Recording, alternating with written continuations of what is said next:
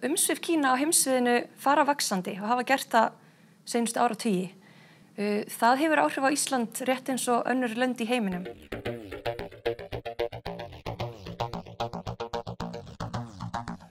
Á kínversku ber Ísland hið ljóðræna heiti Bingdao eða Íseyjan.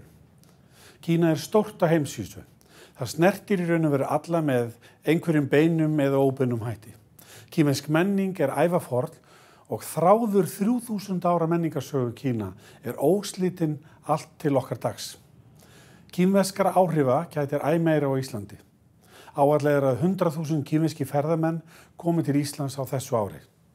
Þá eru íslenski grunnskólakrakkar að læra kínversku. Konfúsíusarstofnunin Norðurljós við Háskóla Íslands hefur þann tilgang að stuðla að aukinni fræðslu tungu, menningu og samfélag Kína. Stofnunin kennd við kínverska heimspekingin Konfúsíus og Norðurljósin sem þykja einkenna Ísland. En Konfúsíusarstofnanir eru starfar víðum heim. Til að ræða Kína og Konfúsíusarstofnunina hingað komin Þorgerður Anna Björnsdóttir en hún kínverskukennari og verkefnisstjóri á Konfúsíusarstofnuninni Norðurljós.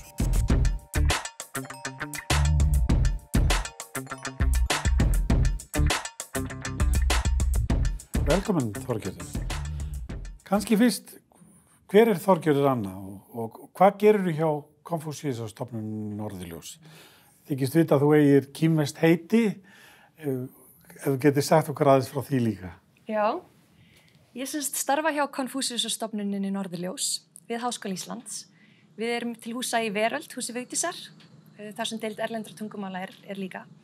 Og ég sinni kínverskukennslu á grunnskólastigi, auk þess sem ég í verkefnastjórnin að skipuleggja málþing eða fyrirlestra. Stundum erum við með menningarviðburði eins og kínverska nýárshátíð sem haldin einu svona ári.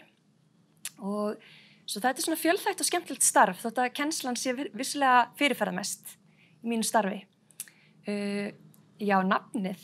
Ég sagt, eins margir sem að fara að læra kínversku, það fékk ég útlituðu kínversku nafni þegar ég hóf nám í kínverskum fræðum við háskólan. Og þá var þannig að kínverskukennarinn minn, hann fékk svona nafnalista. Hann var að skoða nöfnin og reyna að gefa okkur nöfn sem pössuðu við íslensku nöfnin, hvort sem það var tengt merkingu eða einhvers konar hljóðlíking. Svo hann búinn að fara í gegn nafnalistan og sér þarna Þorgerður Anna og Þorgerður þetta svakalega erfitt nafn fyrir Kínverja. Svo hann býr til einhvers konar útgáfu sem Xiaoqi og í hans huga líkist það Þorgerður. En þetta ágætt nafn. Ég mjög ánægð með það vegna þess að þetta alvöru kínverskt nafn. Þetta ekki augljóslega eftir herma af einhverju vestrænu nafni eins og gjarnan oft gert líka. Svo ég virkilega ánægð með það að vera með alvöru kínverskt nafn. Það Xiá fjölskyldunafnið og Qi merkir svona fallegur jaðarsteinn. Svo þetta fallegt nafn. Hvað gerir Konfúsíusarstofnun? Konfúsíusarstofnun stendur fyrir kínverskukennslu og kynnir líka kínverska menningu fyrir Íslendingum. Hún búin að starfrækt núna í rúmlega áratug. Og við höfum staðið fyrir kínverskukennslu á háskólastigi, framhaldsskólastigi og grunnskólastigi. Og svo auk þess erum við með mikið svona fyrirlestra, málþing, kynningu á kínverskri menningu, höldum kínverska nýárshátíð einu svona ári. En þá bjóðum við Íslendingum að koma og fagna með okkur kínversku áramótunum sem aðeins seinna en okkar vestrænu áramót. Og þetta gert í samstarfi við Kínverja eða hvernig það? Já, Konfúsíusarstofnun samstarfsverkefni Háskóla Íslands og Ningbo háskóla og hlýtur fjárstuðning í gegnum kínverska menntamálaráðuneytið. Svo þetta svona samstarfsverkefni sem hefur gengið mjög vel þennan rúma áratug sem hefur verið starfrækt á Íslandi. Þú hefur verið að fást við kínverskukennslu í grunnskólum. Geturðu sagt mér aðeins af því? Já, ég hef mjög gaman að deila tungumála áhuga. Það bara svona mín ástríða. Tungumál og menning og ferðalög og eiga samskipti við fólk úr ýmsum áttum í heiminum. Svo mér finnst mjög skemmtilegt að vera fást við það að kenna kínversku á grunnskólastigi. Börn líka mjög svona áhugasamir nemendur.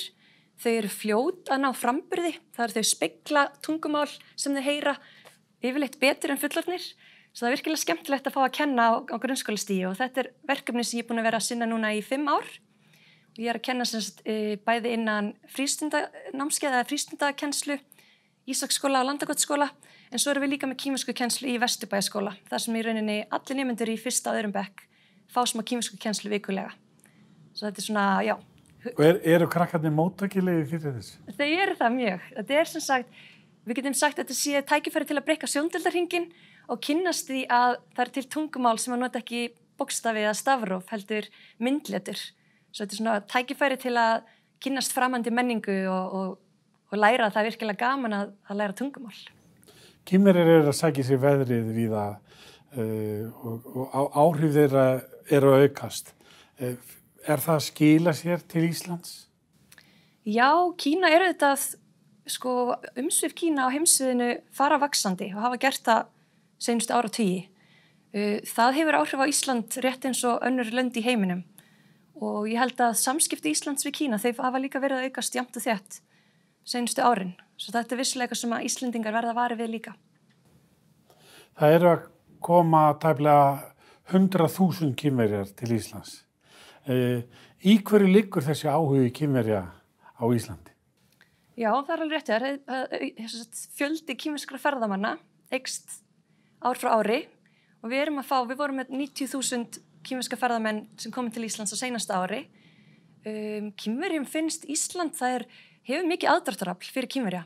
Þetta er framandi eyja langt í burtu, nafnið er mjög spennandi á kínversku því að mikið af landaheitum á kínversku eru sem sagt svona hljóðlíkingar, það sem í rauninni bara verið að apa eftir heitinu á landinu á upplögu málinu. En það á ekki við Ísland. Þeir segja ekki einhvers konar afbökun af Ísland eða Æsland, heldur segja þeir Bingdao, sem merkir Íseyjan. Svo þeir fá strax svona einhverja mynd af landinu í huga sér bara við að heyra nafnið og svo þetta er Ísland frægt fyrir bjartar sumarnætur og norðurljósa vetri til, hreint vatn og hreint loft. Svo það hefur gríðalegt aðdráttarafl í augum Kínverja. Kínverjar eru fyrirferðarmiklir á heimsviðinu og það eru margir sem óttast framgang Kína og líka á Íslandi, menn óttast fjárfestingar þeirra hér og umfang. Hvað segir okkur það atriði? Já, ég held að það sé ekki ástæðu til að óttast umsvif Kínverja á Íslandi. Mér finnst frekar betra að líta sem svo á að hérna er bara fyrirferðarmikil þjóð, þetta er stærsta þjóð í heimi, eitt stærsta land í heimi. Það er ekkert óeðlilegt við það að þeir séu áberandi og meira áberandi en þeir voru á fyrri tímum þegar þjóðin var kannski ekki eins vel stæð efnahagslega og pólitískt. Svo ég held að umsvif þeirra sé ekki eitthvað sem þarf að óttast og allra síst á Íslandi. Þetta er frekar þjóð sem við viljum vera í góðum samskiptum við, kynnast vel og bara efla sambandi við. Svo ég held að það sé alls ekkert óeðlilegt við það að Kínverjar séu svolítið áberandi. Þetta er náttúrulega, eins og ég sagði, fjölmennasta þjóð í heimi og bara tímabært að setja sig í þeirra spor hvað varðar umheiminn. Finnurðu fyrir auknum áhuga almennt Íslendinga á Kína og samskiptunum við Kína? Já, Íslendingar eru mjög áhugasamir Kína og þeir eru mjög margir í samskiptum við Kína. Hvort sem það er í gegnum viðskipti, það er líka fjöldi ættleiddra barna frá Kína. Fjölskyldur þeirra fara gjarnan í ferðalög til Kína með ættleiddu börnunum sínum og eru svolítið að reyna að halda sambandi við gamla heimalandið. Svo það eru heilmikil áhuga meðal Íslendinga á Kína og kínverskum málefnum. Hvar liggja stærstu tækifærin í samskiptum Íslands og Kína? Stærstu tækifærin? Mér finnst mjög áhugavert jarðhitasamstarf Íslendinga og Kínverja. Það er eitt af því sem hefur verið að þróast síðustu árin og í rauninni á sér lengri sögu. Það má rekja alveg aftur til jarðhitaskóla Sameinuðu þjóðanna sem er starfræktur á Íslandi. Þar sem að Kínverjar fóru að sækja þann skóla, verða síðan sérfræðingar á sviði jarðhitanýtingar heima fyrir í Kína og svo heldur samstarfið áfram og þetta er samstarf sem er búið að vera að aukast og hefur mjög jákvæð áhrif á til dæmis mengun. Það er kol eru helsti orkugjafi í Kína. Ef þú getur skipt út kolunum fyrir jarðhita til húshitunar til dæmis, þá er það strax mikil áhrif. Og mér finnst svona hlutir eins og hvað Ísland og Kína geta gert í sameiningu. Mér finnst það mjög spennandi og áhugavert. En svona tækifærin leynast þetta víða. Það er margir sem hafa áhuga á viðskiptum í sambandi við kínversku ferðamannastraumin sem að liggur til Íslands og ýmis fleiri viðskiptatækifæri og auðvitað líka í menningargeiranum.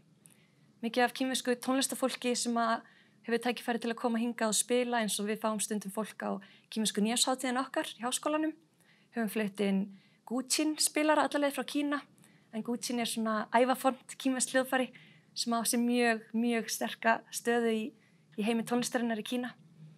Svo það margt mörg skemmtileg verkefni sem hægt að koma á fót og rækta. Svo tækifærin leynast víða. Hvar verður samstarf Íslands og Kína eftir 10 ár?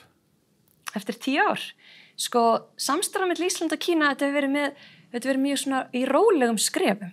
Þetta hefur vaxið í mjög rólegum skrefum.